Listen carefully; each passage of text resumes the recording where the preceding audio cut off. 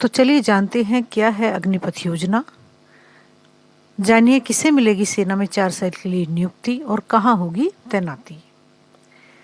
केंद्र सरकार सेना में युवाओं को भर्ती करने के लिए अग्निपथ प्रवेश योजना लागू करने जा रही है।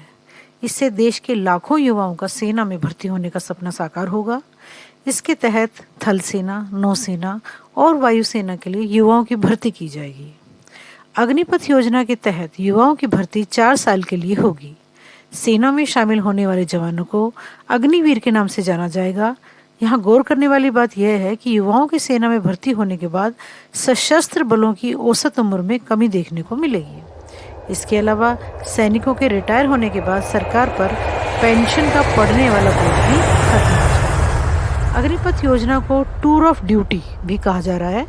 यहाँ गौर करने वाली बात यह है कि सेना में शामिल होने वाले युवाओं को 4 साल तक सेवा करने के बाद मोटी रकम के साथ रिटायर किया जाएगा। इसके अलावा सरकार उनके आगे के भविष्य को सुरक्षित करने के लिए उन्हें डिप्लोमा और सर्टिफिकेट से नवाजा जाएगा। साथ ही कॉरपोरेट समेत अन्य क्षेत्र में काम करने के लिए उनकी मदद भी की जाएगी। ऐसे में आइए अग्निपथ योजना के बारे में विस्तार से जानना चाहिए। साथ ही इस योजना के तहत किस तरह से सेना में जाने का मौका मिलेगा, इसे विस्तार पूर्वक समझा जाए। तो सबसे पहले हम जानते हैं क्या है अग्निपथ योजना। अग्निपथ योजना भारतीय सेना की tour of duty entry scheme को दिया गया एक नया नाम है। सशस्त्र बलों ने 2 साल पहले टूर ऑफ ड्यूटी योजना पर चर्चा शुरू की थी। इस योजना के तहत सैनिकों को एक शॉर्ट टर्म कॉन्ट्रैक्ट पर भर्ती किया जाना है। भर्ती होने वाले युवाओं को ट्रेनिंग दी जाएगी और फिर अलग अलग फील्ड में तैनात किया जाएगा।